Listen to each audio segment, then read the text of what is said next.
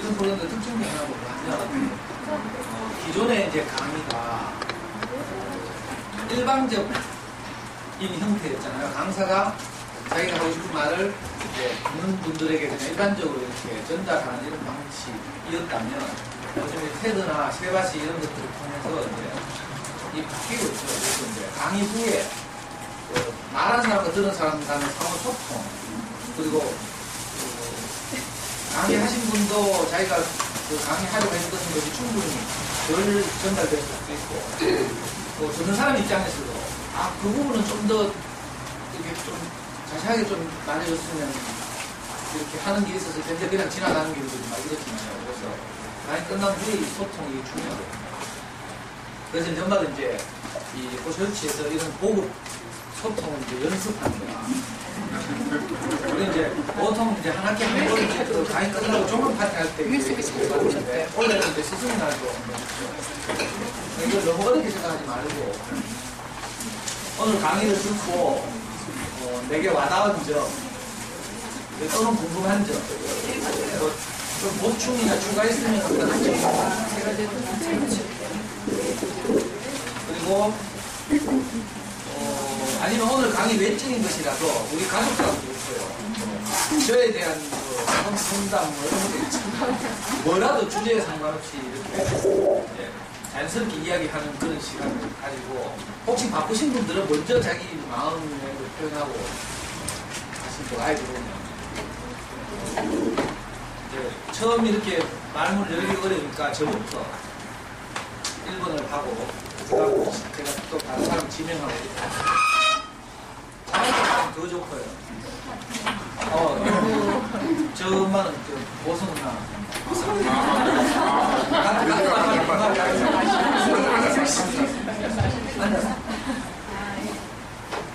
애가 고3이 있고요. 5살도 있어요.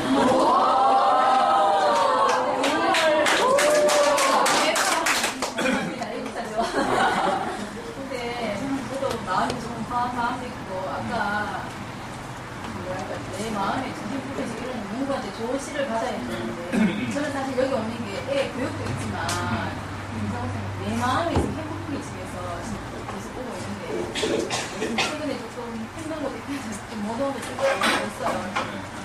제가 게을러서 그런가 이런 생각도 들고 근데 아까 말씀하셨을 때 애들이 좀 열심히 없다고 했잖아요. 손해 보고 있으면 고3이라 공부는 집단에는 하는데 자꾸 하라고 말도 할 수 없고 부모 입장에서 그거 보고 있으면 지가 스스로 입으로 얘기해요. 열정이 없는 것 같다.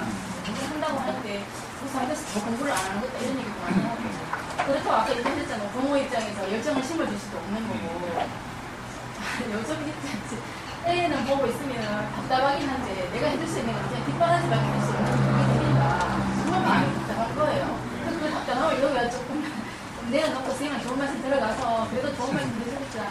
그렇기 때문에 오는데 참 갑갑하고 뭐 어떻게 될지를 모르겠는 거예요. 네.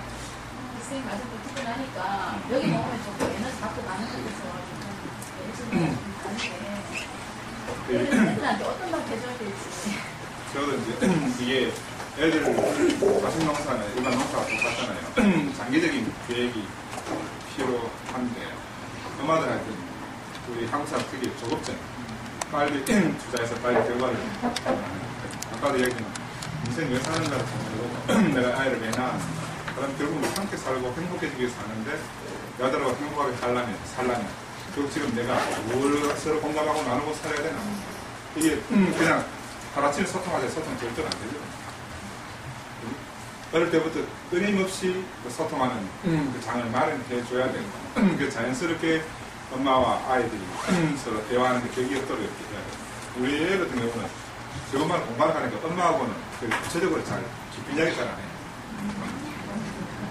그 우리 집사람은 문제가 있으면 빨리 내 퇴근 안 하냐고 빨리 와라 하나도 만나요. 자기는 소통할 방법을 모르는 거야. 마음은 있는데 그 마음을 잘 이렇게 표현할 줄 몰라. 사람마다 이제 밸런스가 다르니까 저 같은 경우는 어릴 때부터 늘 그렇게 이제 이야기 시키고 그리 엄마 인생이 제일 중요한 내가 인생을 왜 사는지 무엇을 왜 사는지 앞으로 어떻게 살 것인지를 아이들한테 끊임없이 잘 가르쳐 줘놔야 대화를 할 때 맥이 있어야 돼요.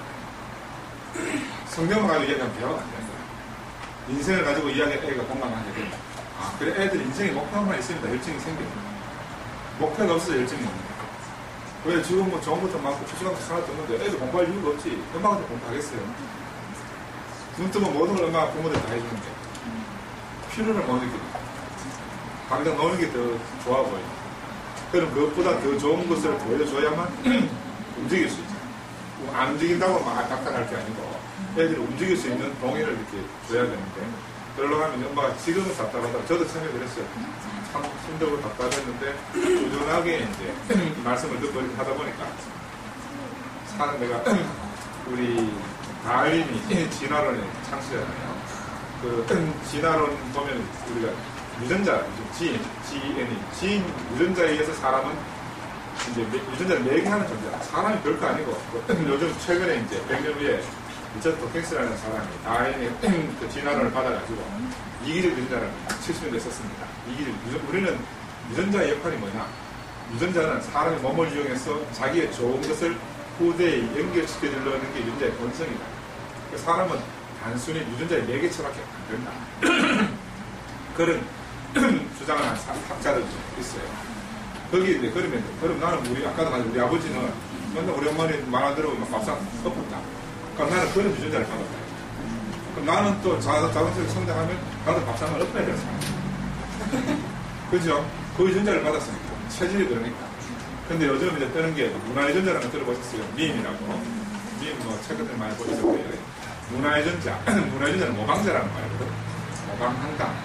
이거는 어떤 말씀을 들으면 우리 가수를 좋아하는 건 가수 노래가 좋고 그 다음에 뭐 예술하는 사람들 예술을 좋아하고 이렇게 누굴 좋아하는 게 있어요. 아이들이 막 젊은 애들 요즘에 듣는 가수를 좋아하고 하는데 그것도 문화유전자야.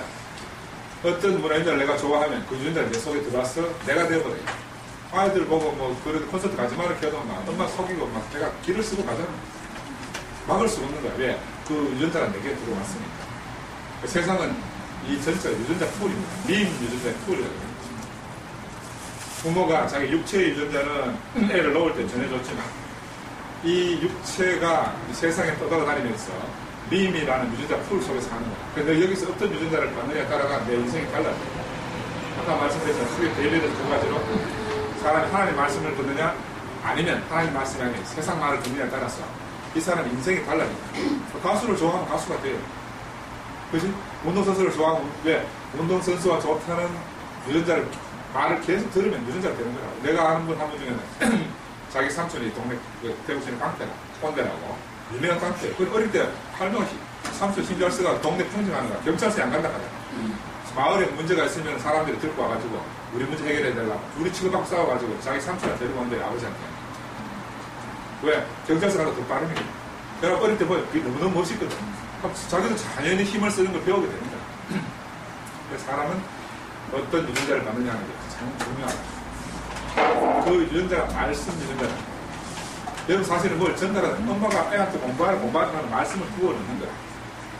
문제는 아이가 그걸 받아들이지 않는다. 그치? 그래서 내가 어떤 유전자를 받아들이냐에 따라서 내가 아버지가 알코올 중독자라도 난 알코올과 상관없는 사람이 될 수가 있어요. 그지? 그래서 세상에 많은 유전자 풀이 있습니다. 그런데 그래서 엄마들이 좋은 말씀을 많이 들어야만 내가 좋은 것을 전달자가 그 전달자. 유전자가 전달할 때 DNA, RNA가 있어요. DNA가 전달돼야 돼. 정보 전달하는 게 RNA예요. 그 전달할 수 있는 매개체로서 엄마나 부모의 역할이 너무너무 중요하죠. 근데 나는 원래 아무것도 없잖아요. 흙이니까. 내가 열매가 없어. 그러니까 좋은 농부를 만났어. 자꾸 씨를 받아야 열매가 나오면 이 열매를 아이들한테 주는 거야. 그 하루 먹고 맨날 우리 사람이 가지고 내보고 내가 이제 교회 안 간다. 교회 가서 사람이 좀 변하잖아요. 그 문제는 뭐냐 하면 1월날 교회 가면 번호만 변하는 거야. 1월날 교회 가면 이게 일주일 내내 변화가 있어야 되는데 1월날 교회 갔다 오면 그냥 하루는 괜찮아요. 근데 그 다음에 본성이 돌아나오거든. 그 내보고 한다는 소리가 알코올 중독자 술 먹고 알코올 중독자가 도박 중독자 도박하는 거나 김장대 교회가 중독자 똑같다. 왜? 밥밖에 안 가고 맨날 돌아서 지만 들으니까. 근데 이게 처음에는 그래. 그러니까 인내가 필요하고 근데 듣고 또 듣고 듣고 또 듣고 하니까 나중엔 잡초가 싹 사라지고 잡초는 다 없어지고 큰 나무가 자라면 잡초는 자랄 수가 없잖아요. 그래서 그때 입으로는 좋은 밭이 되는 거예요. 밭이 되면 여러분 푸른 초장에서 뛰어놀고 싶잖아요. 아이들하고 물도 씻고 햇볕 들어가면서 재고 사실 인생이 그렇게 돼야 돼요. 그러니까 누구든지 와서 마음 놓고 먹고 마시고 쉬고 놀 수 있는 그런 밭이 되면 아이는 엄마한테 잘 그러면 절대로 아이들 다른 게 안 가요. 무조건 학교 끝나면 엄마한테 올라가요. 내가 좋은 밭이 못하니까 고슴도치니까 나는 안아주면 좋다고 안아주는데 안아주면 찔리가 죽겠다고 안아주겠어. 이게 이제 대한민국 엄마들 현실이에요. 나는 사랑스럽다 안아주는데 지는 찔리 죽겠는 거야. 왜든지 엄마한테 탈출해야 돼. 그죠?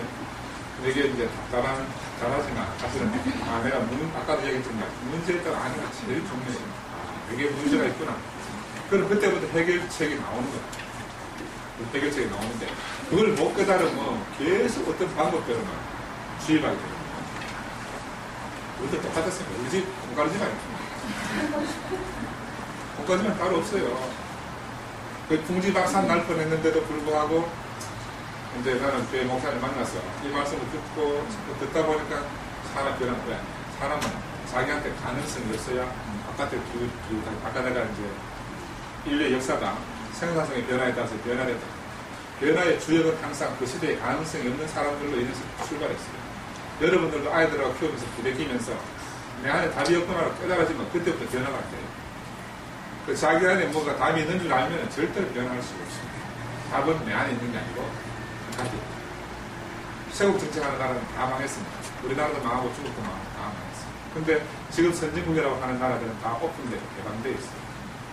로마도 천년 동안 전 세계를 지배했는데 로마가 오픈되어 있을 때는 세계를 지배하는 강국이었어요. 근데 로마가 성을 쌓기 시작하면서부터는 로마는 멸망하기 시작했어요.